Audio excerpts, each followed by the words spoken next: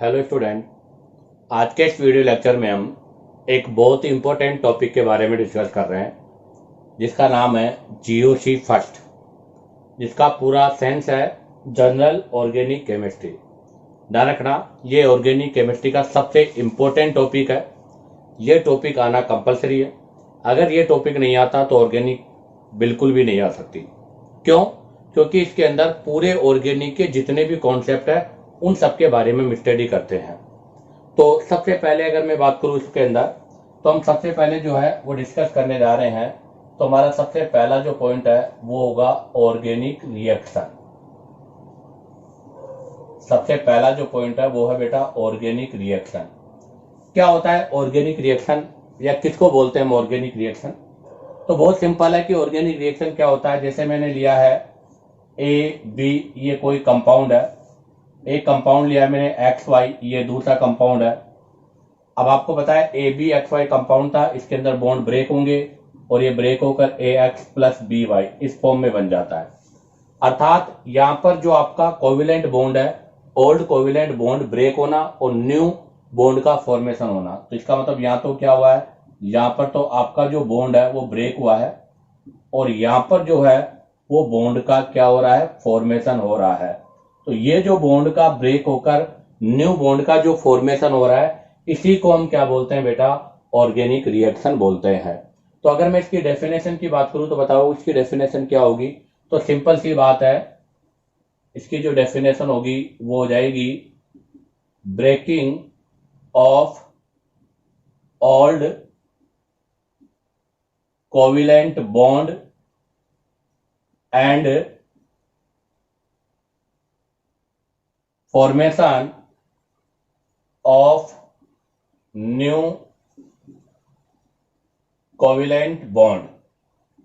अर्थात आपका जो ओल्ड कोविलेंट बॉन्ड है, ये आपका ओल्ड कोविलेंट बॉन्ड है, इस ओल्ड कोविलेंट बॉन्ड का ब्रेक होना और न्यू कोविलेंट बॉन्ड का फॉर्मेशन होना, इसी को हम ऑर्गेनिक रिएक्शन बोलते हैं। अब बात आती है कि एक ऑर्गेनिक रिएक्शन को रिप्रेजेंट करने का वे क्या है। तो एक ऑर्गेनिक रिएक्शन को रिप्रेजेंट करने के लिए हम रिएक्टेंट, और रिएक्टेंट से क्या बनाते हैं बेटा, प्रोडक्ट बनाते हैं। तो एक ऑर्गेनिक रिएक्शन को रिप्रेजेंट करने के लिए हम रिएक्टेंट और प्रोडक्ट लिखते हैं। जैसे मैं एक एग्जांपल के लिए बात करूं तो मैंने एग्जांपल लिया है CH3Cl। ये आपका एक एल्किल हैलाइड है और इसका रिएक्शन मैं कर रहा हूं KOH के साथ। अब आप देखो, इनके ओल्ड कोविलेंट बॉन्ड ब्रेक होंगे और ओल्ड कोविलेंट ब्रेक होकर एक न्यू बॉन्ड का फॉर्मेशन करेंगे, जिसके अंतर्गत आपके पास CH3OH प्लस KCl ये बन जाएगा। तो ये जो पोर्शन है इसको तो हम बोलते हैं रिएक्टेंट और ये जो पोर्शन है इसको बोलते हैं बेटा प्रोडक्ट। तो ये रिएक्टेंट है और ये आपका प्रोडक्ट है।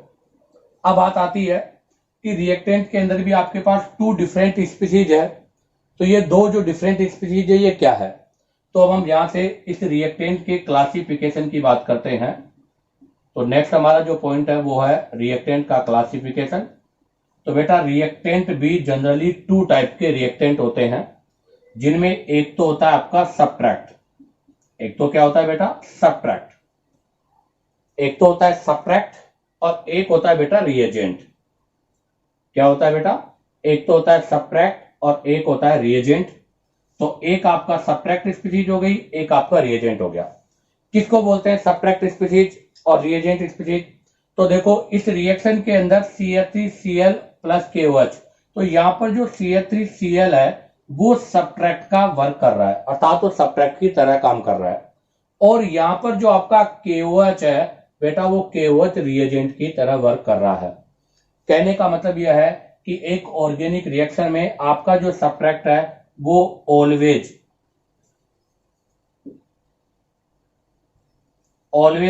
ऑर्गेनिक कंपाउंड होगा या ऑर्गेनिक स्पीशीज होगी।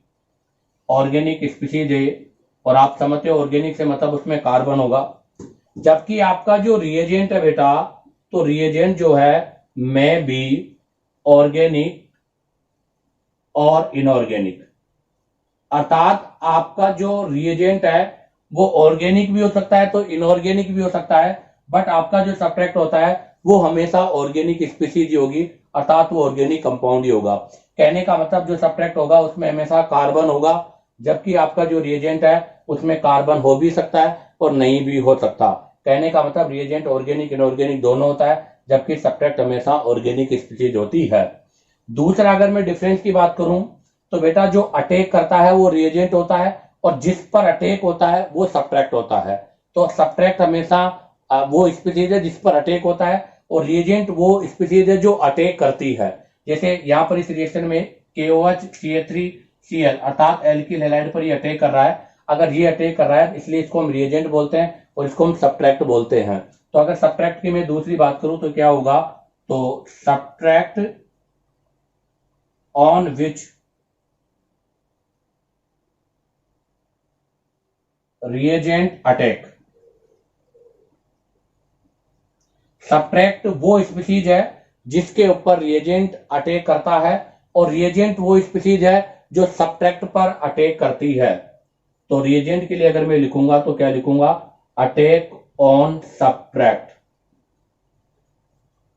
तो ध्यान दे बेटा, अभी हमने कहा था कि आपके पास ऑर्गेनिक रिएक्शन क्या है। तो ऑर्गेनिक रिएक्शन का मतलब है कि ओल्ड कोविलेंट बॉन्ड का ब्रेक होकर न्यू कोविलेंट बॉन्ड का फॉर्मेशन होना ऑर्गेनिक रिएक्शन को रिप्रेजेंट करता है। हाँ, एक चीज और ध्यान रखना बेटा कि ऑर्गेनिक रिएक्शन जो होती है वो हमेशा कोविलेंट होती है, वो कभी भी आयनिक नहीं होगी। अर्थात पूरी ऑर्गेनिक में हम कभी भी आयनिक रिएक्शन के बारे में डिस्कस नहीं करेंगे, ओनली फॉर कोविलेंट रिएक्शनों के बारे में स्टडी करते हैं जिनके अंदर आयनाइजेशन का पार्ट नहीं होता। तो ये है।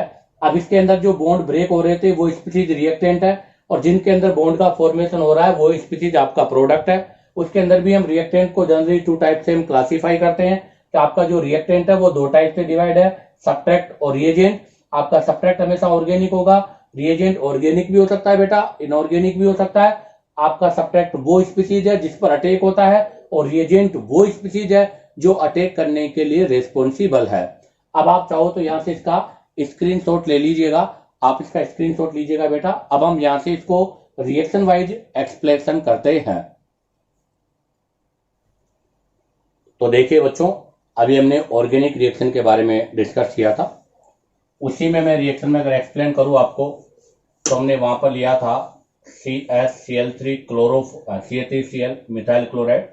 ये मिथाइल क्लोराइड यहाँ पर सब्ट्रैक्ट का काम कर रहा था और हमने उसमें साथ में लिया था KOH यहाँ पर रिएजेंट का काम कर रहा था और यहाँ पर जो बन रहा था वो बन रहा था CH3OH प्लस KCl और CH3 प्लस OH KCl जो था वो वहां पर प्रोडक्ट था। तो ध्यान रखना, इस ऑर्गेनिक रिएक्शन में CH3Cl सब्ट्रैक्ट है, KOH रिएजेंट है जो कि यहाँ पर अभी इनऑर्गेनिक का काम कर रहा है, ये ऑर्गेनिक नहीं है, इनऑर्गेनिक है। और जबकि मिथाइल क्लोराइड जो है वो ऑर्गेनिक है। तो हमने कहा था सब्ट्रैक्ट वो स्पीसीज है जो ऑर्गेनिक होती है और रिएजेंट वो स्पीसीज है जो ऑर्गेनिक इनऑर्गेनिक दोनों है। ये अटैक करता है और इस पर अटैक होता है। एक बार क्वेश्चन में ये मतलब पेपर में क्वेश्चन भी पूछा हुआ है, इसलिए आप इसका ध्यान दें। अब हम यहां से डिस्कस करेंगे second part, reaction mechanism. Reaction mechanism क्या होता है? रिएक्शन मैकेनिज्म तो इसके नेम से ही क्लियर है, रिएक्शन को मैकेनिज्म अर्थात step by step description of reaction. एक जो रिएक्शन है उसको स्टेप बाय स्टेप लिखना रिएक्शन मैकेनिज्म कहलाता है। तो पहले तो मैं इसका डेफिनेशन लिख देता हूं। तो डेफिनेशन तो हो जाएगा स्टेप बाय स्टेप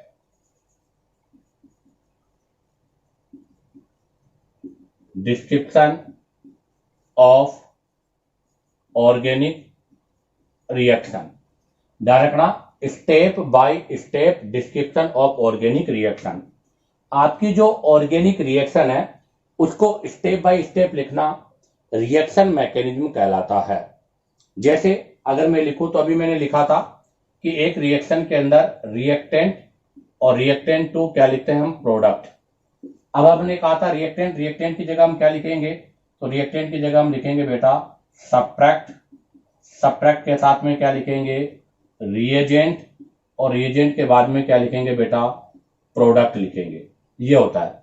बट इस रिएक्शन को भी हम आगे भी डिटेल से और भी अगर इसका डिस्क्रिप्शन करना चाहें अर्थात रिप्रेजेंटेशन करना चाहें तो ध्यान रखना, एक ऑर्गेनिक रिएक्शन को रिएक्शन मैकेनिज्म में रिप्रेजेंटेशन,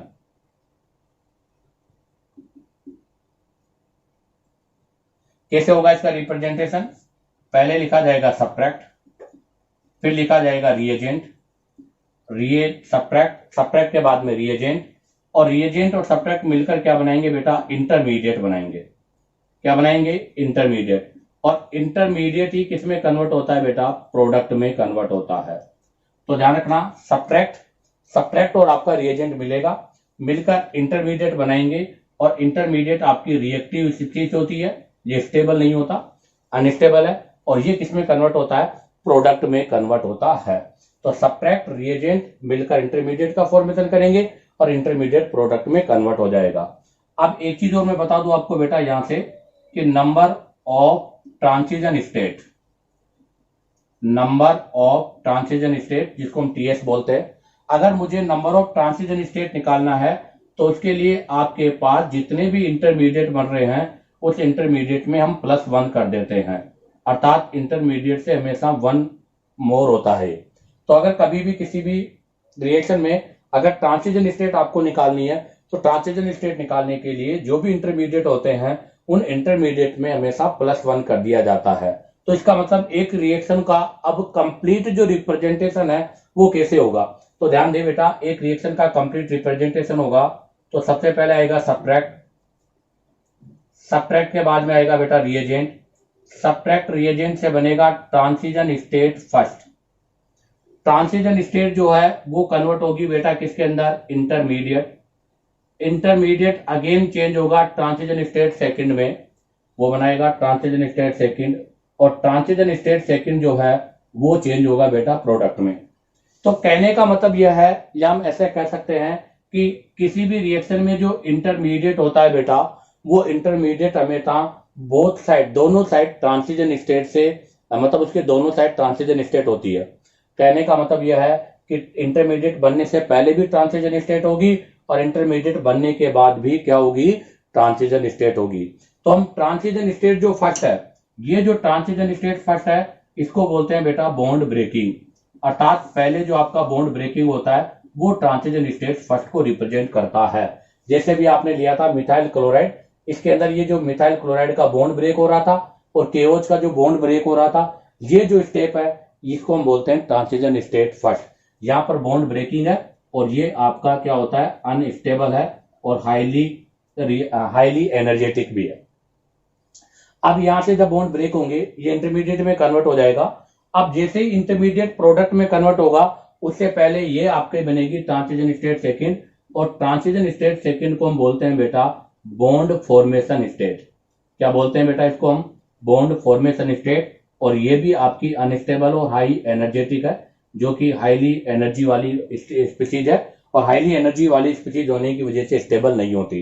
तो ध्यान दे बेटा, अगर एक रिएक्शन मैकेनिज्म का हम कंप्लीट रिप्रेजेंटेशन करें तो उसका जो कंप्लीट रिप्रेजेंटेशन होता है उसके अंदर सब्ट्रैक्ट रिएजेंट इंटरमीडिएट बनाता है और इंटरमीडिएट प्रोडक्ट में कन्वर्ट हो जाता है। और अगर डिटेल से बात करें तो सब्ट्रैक्ट प्लस रिएजेंट, सबसे पहले आपके पास उसमें क्या होगा?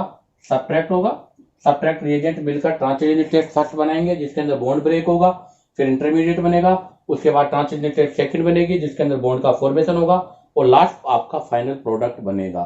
ठीक है बेटा, इसी को हम क्या बोलते हैं? रिएक्शन मैकेनिज्म बोलते हैं। अब आप चाहो तो यहां से इसका स्क्रीनशॉट ले लीजिएगा। अब हम यहां से इसकी कुछ प्रॉपर्टीज, अर्थात हम किसी भी रिएक्शन के अंदर रिएक्शन मैकेनिज्म से किन किन प्रॉपर्टीज के बारे में पता कर सकते हैं।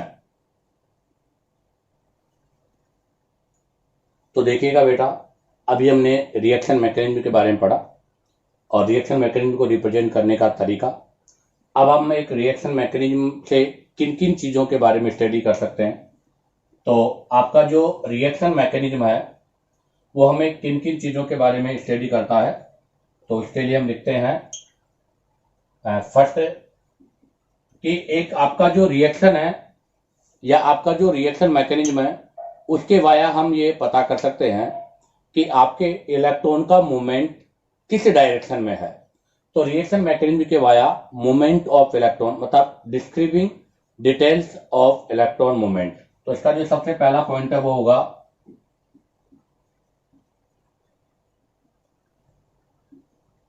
Describing details of electron movement, अर्थात एक ऑर्गेनिक रिएक्शन के अंदर इलेक्ट्रॉन का जो मूवमेंट होता है वो कौन सी डायरेक्शन में होगा, इसके बारे में हम रिएक्शन मैकेनिज्म से पता कर सकते हैं। सेकंड, आपका कोई भी जो रिएक्शन है वो एंडोथर्मिक है या एक्सोथर्मिक है, अर्थात उस रिएक्शन के अंदर एनर्जी की रिक्वायर्ड है या एनर्जी रिलीज हो रही है, अर्थात एनर्जेटिक्स के बारे में भी हम पता कर सकते हैं। तो सेकंड पॉइंट होगा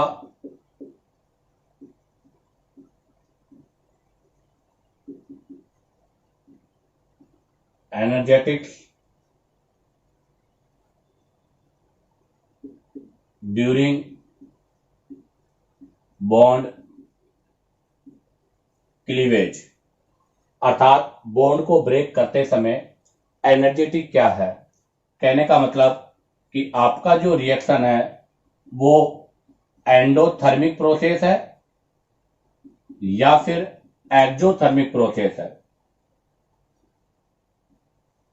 तो हम एक रिएक्शन मैकेनिज्म से किसी भी रिएक्शन के एंडोथर्मिक और एक्सोथर्मिक के बारे में पता कर सकते हैं। ध्यान रखना बेटा, एंडोथर्मिक का मतलब है एनर्जी की रिक्वायर्ड और एक्सोथर्मिक का मतलब है release of energy. Release of energy, यहां पर एनर्जी रिलीज होगी जबकि यहां पर रिक्वायर्ड ऑफ एनर्जी। ध्यान दे, एंडोथर्मिक वो प्रोसेस है जिसके अंदर एनर्जी की रिक्वायर्ड होती है, जबकि एक्सोथर्मिक वो प्रोसेस है जिसके अंदर एनर्जी रिलीज होती है।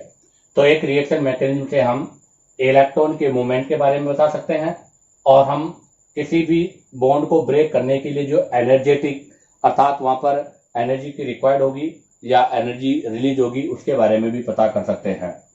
और नंबर 3 आता है वहां पर रेट ऑफ ट्रांसफॉर्मेशन, अर्थात आपका रिएक्टेंट जो प्रोडक्ट में कन्वर्ट हो रहा है उसका रेट क्या है, उसके बारे में भी हम रिएक्शन मैकेनिज्म से पता कर सकते हैं। तो थर्ड जो मेन पॉइंट है वो है rate of transformation of reactant to product, अर्थात एक रिएक्टेंट का प्रोडक्ट में कन्वर्ट होने का जो रेट है उसके बारे में भी हम पता कर सकते हैं। तो ध्यान दें, किसी भी ऑर्गेनिक रिएक्शन की जो मैकेनिज्म है उससे हम इलेक्ट्रॉन के मूवमेंट के बारे में, energetic during the bond cleavage और rate of transformation of reactant के बारे में पता कर सकते हैं। अब आता है नेक्स्ट पॉइंट यहाँ से कि आपकी कोई भी जो ऑर्गेनिक रिएक्शन है वो हमेशा एक से ज्यादा स्टेप्स में होती है। तो वो रिएक्शन है जो 2 स्टेप्स में होती है उनमें एक स्टेप स्लो होता है और एक स्टेप फास्ट होता है बेटा, और जो स्टेप स्लो होता है वही उसका रेट डिटरमाइन स्टेप होता है, अर्थात उसी से पता चलता है कि उसकी जो रिएक्टिविटी की जो रेट है वो क्या है। तो यहां से मैं एक पॉइंट वो लिख रहा हूं कि दो रिएक्शन अकर इन 2 स्टेप्स, वो रिएक्शन है जो 2 स्टेप्स में होती है, उनके अंदर आपका ध्यान दे बेटा 1 स्टेप इज स्लो, उनमें से एक स्टेप आपका स्लो होता है और अनदर स्टेप इज फास्ट, और जो दूसरा स्टेप होता है जिसको हम सेकंड स्टेप बोलेंगे, तो कोई सा भी हो सकता है, कोई जरूरी नहीं फर्स्ट स्टेप। तो 1 step is slow and second step जो है वो आपका क्या होता है बेटा, फास्ट होता है, और जो स्टेप आपका स्लो है वही उसका क्या होता है, आरडीएस, अर्थात रेट डिटरमाइन होता है। तो ध्यान दे बेटा, slowest step is RDS. RDS की फुल फॉर्म है बेटा रेट डिटरमाइन स्टेप। कहने का मतलब यह है कि अगर कोई ऑर्गेनिक रिएक्शन 2 स्टेप्स में हो रही है तो उनमें से एक स्टेप स्लो होगी, एक स्टेप फास्ट होगी, और जो स्टेप स्लो है उसी से हम उसकी रेट को डिटरमाइन करते हैं कि उस रिएक्शन को होने में कितना टाइम होगा, या उस रिएक्शन के अंदर इलेक्ट्रॉन का मूवमेंट क्या है, बॉन्ड क्लीवेज क्या है, और उसके अंदर रेट ऑफ ट्रांसफॉर्मेशन क्या है, इन सब के बारे में पता कर सकते हैं। और जो डबल मतलब वो रिएक्शन है जो 2 से ज्यादा स्टेप्स में होती है, अर्थात मेनी स्टेप्स में होती है, उनके अंदर हमेशा बॉन्ड के फॉर्मेशन और बॉन्ड के ब्रेक होने के बीच में एक गैप होता है, जिसके बारे में हम कह रहे थे कि इंटरमीडिएट जो होता है उससे पहले भी ट्रांजिशन स्टेट बनेगी और इंटरमीडिएट के बाद में भी ट्रांजिशन स्टेट का फॉर्मेशन होगा। तो इसका मतलब मेन स्टेप जो रिएक्शन होती है उनके अंदर बॉन्ड फॉर्मेशन और बॉन्ड ब्रेक के बीच में टाइम का गैप होता है। तो इस पॉइंट को भी हम यहां पर कंडक्ट करेंगे। तो हमारा जो नेक्स्ट पॉइंट है वो है कि many steps reactions involving time gap between bond formation and bond cleavage। तो ध्यान दे बेटा, एक रिएक्शन मैकेनिज्म के वाया हम इतनी चीजों के बारे में स्टडी कर सकते हैं। इसी के साथ आपका ये जीओसी का इंट्रोडक्शन का पोर्शन जो है वो कंप्लीट होता है, जिसके अंदर हमने ऑर्गेनिक रिएक्शन और रिएक्शन मैकेनिज्म के बारे में स्टडी किया है। अब आप चाहो तो यहां से इसका स्क्रीनशॉट ले लीजिएगा। अब हम यहां से इस टॉपिक को स्टार्ट करते हैं। तो देखिएगा, अब हम यहां से टॉपिक स्टार्ट करते हैं। तो सबसे पहले हम जो रिएक्शन मैकेनिज्म पढ़ रहे थे उस रिएक्शन मैकेनिज्म को क्लासिफाई करने जा रहे हैं। तो इस टॉपिक में हम रिएक्शन मैकेनिज्म को टोटल 3 टाइप से क्लासिफाई करेंगे। तो इसको हम 3 टाइप से क्लासिफाई कर रहे हैं। उसमें से सबसे पहला जो पॉइंट होगा वो होगा आपका bond cleavage in covalent bond, अर्थात आपका जो कोवेलेंट बॉन्ड है उसके अंदर बॉन्ड का क्लीवेज कैसे होगा। सेकंड होगा आपका नेचर ऑफ रिएजेंट। अभी हम जो रिएजेंट के बारे में पढ़ रहे थे उस रिएजेंट का नेचर क्या है। और थर्ड है electron displacement in covalent bond, अर्थात कोवेलेंट बॉन्ड के अंदर इलेक्ट्रॉन का डिस्प्लेसमेंट कैसे होता है।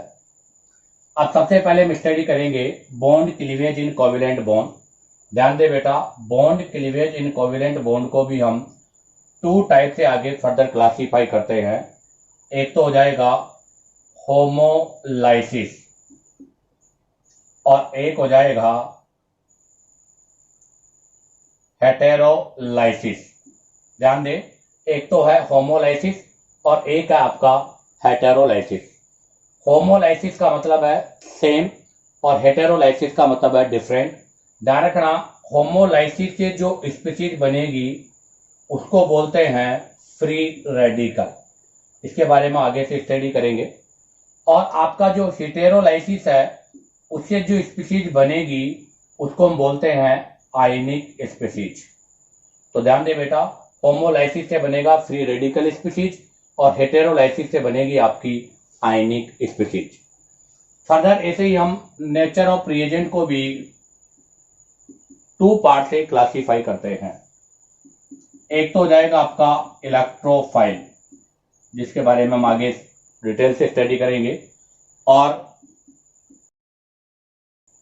एक हो जाएगा न्यूक्लियोफाइल। तो ध्यान रखना, नेचर ऑफ रिएजेंट भी 2 टाइप के होते हैं। एक है इलेक्ट्रोफाइल जिसको E+ से हम रिप्रेजेंट करते हैं और एक है न्यूक्लियोफाइल जिसको Nu- से रिप्रेजेंट करते हैं। अब आता है electron displacement in covalent bond. ध्यान रखना बेटा, electron displacement in covalent bond को भी हम फर्दर आगे 2 पार्ट्स में क्लासिफाई करते हैं। कितने पार्ट्स में? 2 पार्ट्स में क्लासिफाई करते हैं। एक आपका है परमानेंट, एक है टेम्पोररी। तो एक तो हो गया आपका परमानेंट और एक हो जाएगा टेम्पोररी। तो ध्यान रखना बेटा, एक तो है परमानेंट और एक है आपका टेम्पोररी। तो एक तो आपका हो गया टेम्पोररी, एक हो गया परमानेंट। आपके जो परमानेंट होते हैं इनको फर्दर हम 3 पार्ट्स में क्लासीफाई करके स्टडी करेंगे। सबसे पहला होगा इंडक्टिव इफेक्ट। सबसे पहला कौन सा है बेटा? इंडक्टिव इफेक्ट, जिसको आई इफेक्ट बोलते हैं। सेकंड होगा आपका मीजोमेरिक इफेक्ट। मीजोमेरिक इफेक्ट, ध्यान दे बेटा, इसी को रेजोनेंस भी बोलते हैं और इसको रिप्रेजेंट करते हैं एम से। और थर्ड होगा हाइपर कॉन्जुगेशन। क्या होगा बेटा थर्ड? हाइपर कॉन्जुगेशन, जिसको हम एच इफेक्ट भी बोलते हैं। तो ध्यान रखना, आपके जो परमानेंट इफेक्ट होते हैं वो 3 टाइप के हैं: inductive effect, I effect, mesomeric effect, resonance effect, M effect, और हाइपर कॉन्जुगेशन, एच इफेक्ट। और ये तीनों इफेक्ट ही सबसे इंपॉर्टेंट है और पूरी जीओसी इन्हीं तीनों इफेक्ट पर डिपेंडेड होती है। और अगर हम बात करें टेम्पोररी, तो टेम्पोररी को भी हम 2 पार्ट्स में क्लासीफाई करते हैं। एक तो होगा आपका इलेक्ट्रोमेरिक इफेक्ट। कौन सा होगा बेटा? एक तो होगा इलेक्ट्रोमेरिक इफेक्ट और एक होगा इंडक्टोमेरिक इफेक्ट। तो ये भी 2 टाइप के हैं, एक है इलेक्ट्रोमेरिक इफेक्ट और एक आपका इंडक्टोमेरिक इफेक्ट। तो ध्यान दे बेटा, पूरी जीओसी में हमें ये पढ़ना है और जब ये टॉपिक आपके कंप्लीट हो जाएंगे उस दिन आपको जीओसी फर्स्ट का पोर्शन कंप्लीट हो जाएगा। तो ध्यान रखना, एक तो bond cleavage in covalent bond, एक नेचर ऑफ रिएजेंट और एक electron displacement in covalent bond. अब आप चाहो तो यहां से इसका स्क्रीनशॉट ले लीजिएगा। अब हम यहां से सबसे first bond cleavage in covalent bond के बारे में स्टडी करेंगे। हाँ तो देखिएगा बेटा, अब हम जीओसी को स्टार्ट करते हैं और उसके अंदर सबसे फर्स्ट स्टडी करने जा रहे हैं bond cleavage in covalent bond, अर्थात कोवेलेंट बॉन्ड के अंदर बॉन्ड का क्लीवेज, जो 2 टाइप से होता है, होमोलाइसिस और हेटेरोलाइसिस। तो हम सबसे पहले जो स्टडी करेंगे वो होगा सबसे फर्स्ट, तो सबसे फर्स्ट स्टडी कर रहा हूं मैं होमोलाइसिस। होमोलाइसिस, इसी को बोला जाता है सिमेट्रिकल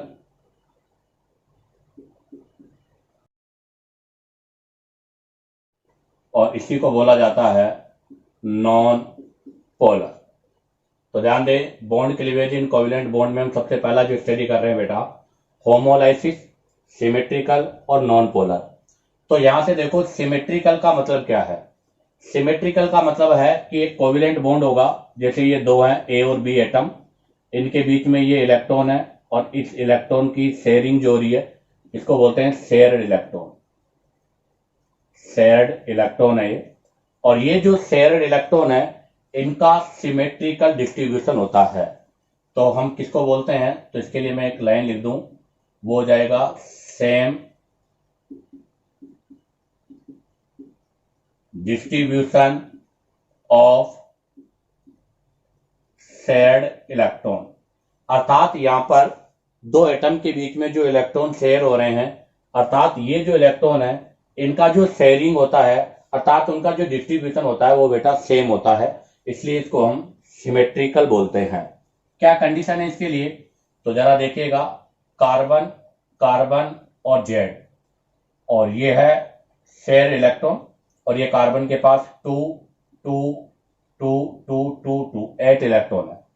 यहां पर सबसे पहली जो कंडीशन है वो है कि इलेक्ट्रोनेगेटिविटी कार्बन अप्रोक्सीमेट सेम है इलेक्ट्रोनेगेटिविटी और जेड, अर्थात यहां पर कार्बन और जेड की इलेक्ट्रोनेगेटिविटी सेम है। अगर नेगेटिविटी सेम है तो यहां पर जो ये इलेक्ट्रॉन का डिस्ट्रीब्यूशन होगा वो सेम होगा, तो दोनों के पास एक एक इलेक्ट्रॉन का डिस्ट्रीब्यूशन होगा। और जब दोनों के पास एक एक इलेक्ट्रॉन का डिस्ट्रीब्यूशन होगा तो कार्बन पर ऐसे बनेगा और जेड पर ऐसे बनेगा। अब आप जरा देखिएगा, यहां से जो ये स्पीसीज ऑब्टेन हो रही है, इस स्पीसीज को हम बोलते हैं कार्बन फ्री रेडिकल। क्या बोलते हैं बेटा इसको? हम कार्बन फ्री रेडिकल बोलते हैं। अर्थात यहां से जो भी आपके पास स्पीसीज ऑब्टेन होगी उस स्पीसीज को हम फ्री रेडिकल बोलते हैं। अब आप जरा देखिएगा, इस कार्बन के आउटर मोस्ट शेल में कितने इलेक्ट्रॉन होंगे? 1 2 3 4 5 6 और 7। इसके आउटर मोस्ट शेल में 7 इलेक्ट्रॉन है, और 7 इलेक्ट्रॉन होने की वजह से इसका जो ऑक्टेट है वो कंप्लीट नहीं है, इनकम्प्लीट ऑक्टेट है बेटा इसका। अर्थात इसके आउटर मोस्ट सेल में 8 इलेक्ट्रॉन नहीं है, और 8 इलेक्ट्रॉन नहीं है तो इसका ऑक्टेट कंप्लीट नहीं है। और आपको पता है कि केमिस्ट्री के अंदर जो भी स्पीशीज है अगर उसका ऑक्टेट कंप्लीट नहीं है तो वो हाईली रिएक्टिव होती है, इसलिए ये आपकी रिएक्टिव स्पीशीज भी है। और आप देखिएगा इसके पास इलेक्ट्रॉन 7 है, 7 का मतलब क्या हो गया, ऑड इलेक्ट्रॉन स्पीशीज। तो ये आपके ऑड इलेक्ट्रॉन स्पीशीज है, और इसके पास ऑड इलेक्ट्रॉन होने की वजह से इसको हम पैरामैग्नेटिक भी बोलते हैं। क्या बोलते हैं बेटा इसको हम, पैरामैग्नेटिक इन नेचर। तो ध्यान रखना, आपका जो कार्बन फ्री रेडिकल है उसके आउटर मोस्ट 7 इलेक्ट्रॉन, इसके आउटर मोस्ट सेल में 7 इलेक्ट्रॉन है, अर्थात ऑड इलेक्ट्रॉन है, इसका ऑक्टेट कंप्लीट नहीं है, और ऑड इलेक्ट्रॉन होने की वजह से इसको हम क्या बोलते हैं बेटा, पैरामैग्नेटिक बोलते हैं। और ऑक्टेट कंप्लीट नहीं होने की वजह से इसका जो हाइब्रिडाइजेशन होता है वो sp2 होता है। कौन सा होता है, sp2 होता है। अब हम इसके कुछ कैरेक्टर्स के बारे में स्टडी करेंगे, तो मैं इसके कुछ कैरेक्टर्स के बारे में स्टडी करता हूं। सबसे पहला तो यहां पर इंटरमीडिएट, तो बताओ होमोलाइसिस से जो इंटरमीडिएट बन रहा है उस इंटरमीडिएट को हम क्या बोलते हैं, तो बेटा उस इंटरमीडिएट को हम बोलते हैं फ्री रेडिकल। क्या बोलते हैं उसको हम, फ्री रेडिकल बोलते हैं। और इनके अंदर फ्री रेडिकल बनने की वजह से इन रिएक्शनों को, and this reaction is called, इसलिए ऐसी जो रिएक्शनें होती है उनको हम फ्री रेडिकल रिएक्शन बोलते हैं। तो ध्यान रखना, वो रिएक्शन जिसके अंदर फ्री रेडिकल का फॉर्मेशन होता है उन रिएक्शनों को हम फ्री रेडिकल रिएक्शन बोलते हैं। क्या बोलते हैं बेटा, उनको हम फ्री रेडिकल रिएक्शन बोलते हैं।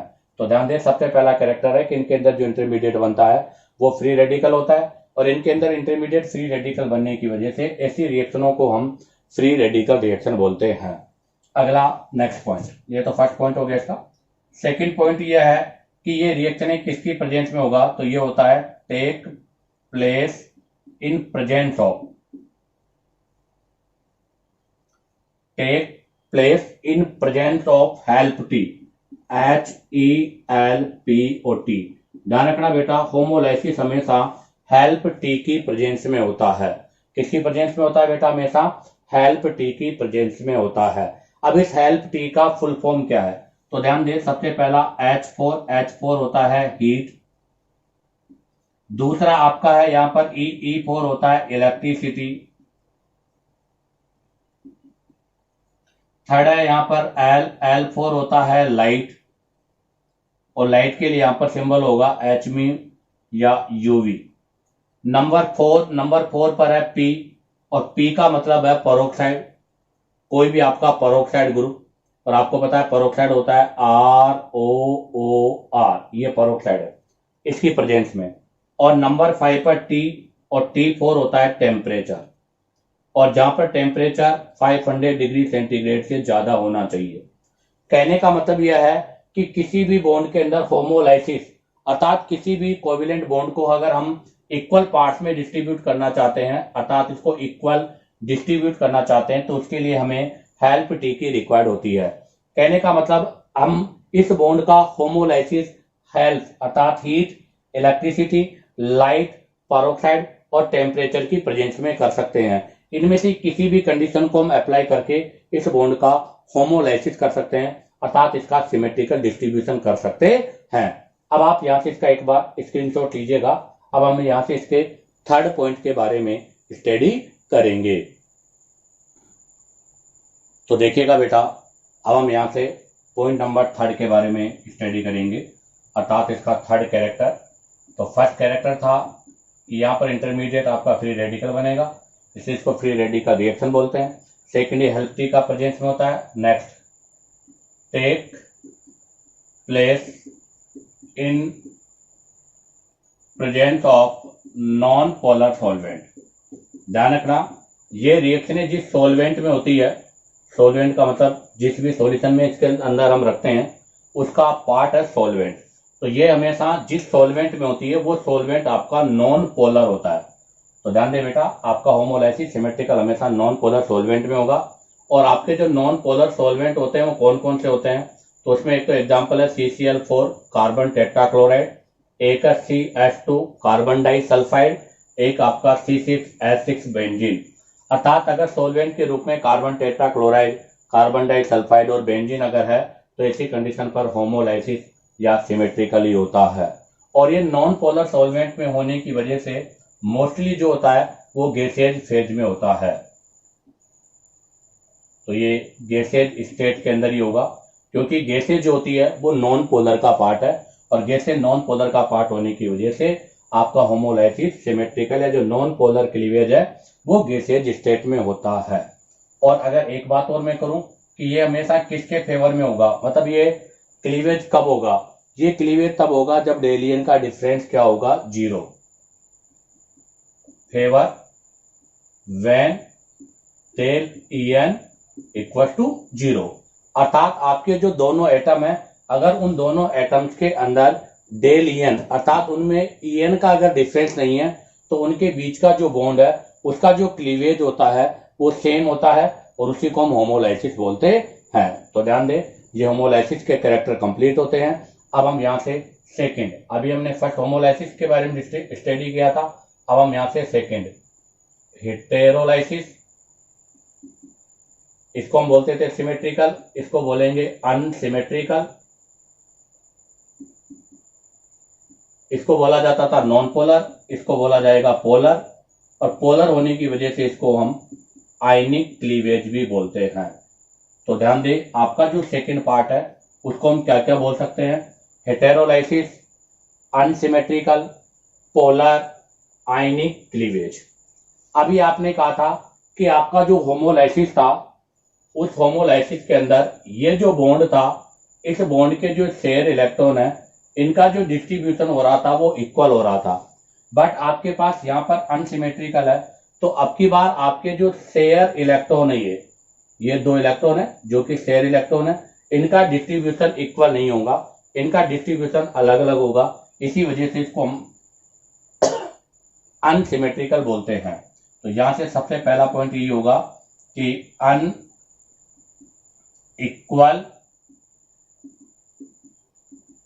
Distribution of shared electron. अर्थात यहां पर जो आपके शेयर इलेक्ट्रॉन है, अर्थात इन दोनों एटम के बीच में जी ये इलेक्ट्रॉन है जो कोवेलेंट बॉन्ड का फॉर्मेशन कर रहे हैं, ये कोवेलेंट बॉन्ड का जो फॉर्मेशन कर रहे हैं उनका जो डिस्ट्रीब्यूशन होगा वो इक्वल नहीं होगा, अनइक्वल होगा। और अनइक्वल होने की वजह से हमें यहाँ पर जो स्पीसीज मिलेगी वो स्पीसीज क्या होगी बेटा, आयनिक होगी।